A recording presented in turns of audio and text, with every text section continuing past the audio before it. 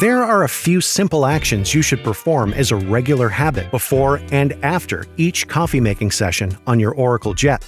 Doing so means less effort later on. Let's start with the group head purge.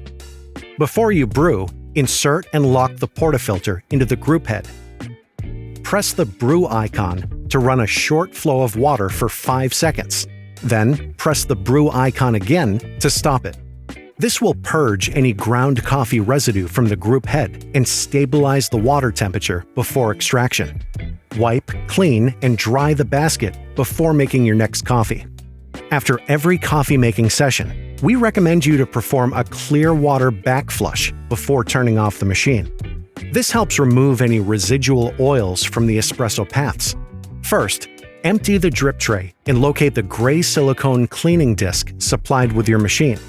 Place the silicone cleaning disc into the filter basket, then insert and lock the portafilter into the group head. Press the brew icon to start the flow of water into the portafilter.